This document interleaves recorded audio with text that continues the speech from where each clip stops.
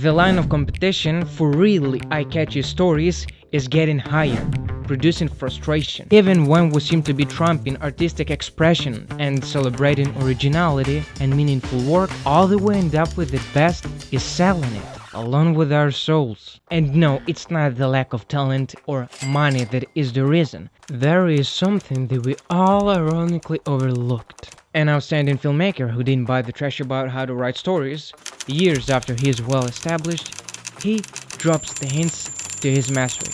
The wonderful truth is that it's choosing to reject the matrix, exactly what caused his originality. Quentin gave us keys that can set us free from being the waves on the beach. And we are going to uncover one of the most essential keys, talking about the impediment that aligns everybody's creativity to the same line, making 99.9% of storytellers be victims of not being put to the right spotlight, rising pathology. What is that step that we skipped? And what is that impediment that we took for granted because we were told it was the right path? After months of studying Quentin and every single word he spoke, I found it. And by watching this, you won't have to spend as much time doing the same. Looking at mediocre writing, you pretty much know everything you're going to see in the movie by the first 10 or 20 minutes. It's as if those movies weren't even written, but just past copied. A lot of these past copy structures may be referred to as Michael Hughes' 6-stage plot structure, Johnny Truby's 22 building blocks, Dan Harmon's The Structure of a Compelling Story. Oh, and my favorite, Black Snyder's Save the Cat, the last book on screenwriting that you will ever need. Why does Quentin says that if all of those who are striving to be gurus in storytelling would walk into an acting class, they would be kicked out of immediately?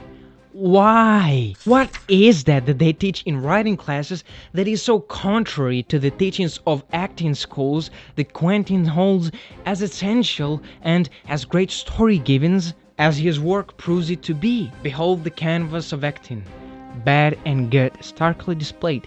Listen closely, for in this simplicity lies understanding Quentin's writing method. Imagine, if you will, asking actors about their number one novice mistake in acting. The response likely result-oriented acting. But what is that? Picture reading a script, envisioning your performance. Then the moment of truth arrives, camera rolling, action! You unleash your genius tricks, meticulously planned, yet alas, they fall flat. But why? Imagine this. You're engrossed in your task when suddenly someone enters a room with a cake. Surprise! Who wouldn't be surprised by a cake? That, my friend, is good acting.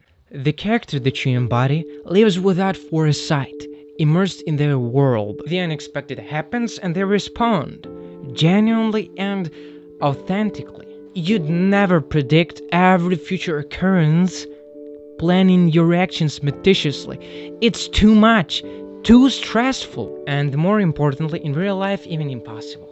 A skilled actor prepares with the background knowledge, but in the moment, their focus is sharp, sensing every single nuanced change, responding naturally. Acting is reacting. Bad acting is result-oriented acting. It's almost as if filling in the check boxes. What are all these 3-act structure variations? It's exactly the tyranny of check boxes. Adhering strictly to these 3-act structure variations, protagonists perform X on one page, feels Y on another page, Dark Night of the Soul on that page. Ain't that wonderful?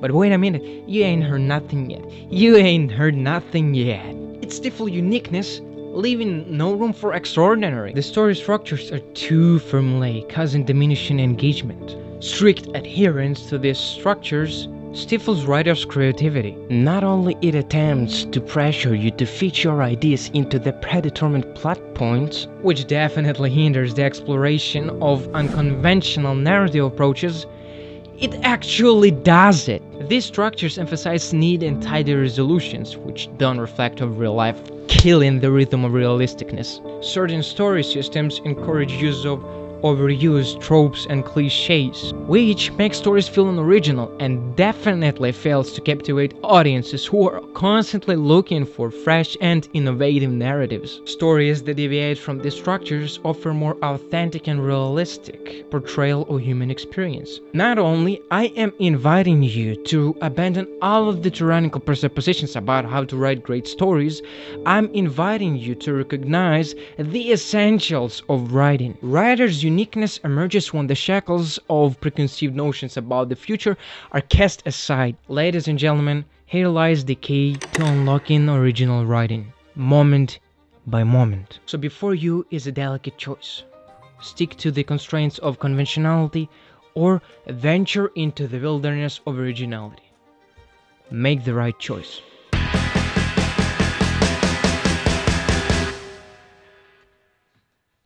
Oh, the video isn't here yet? Well, because you haven't subscribed. Subscribe and you will see that in a couple of days I was right.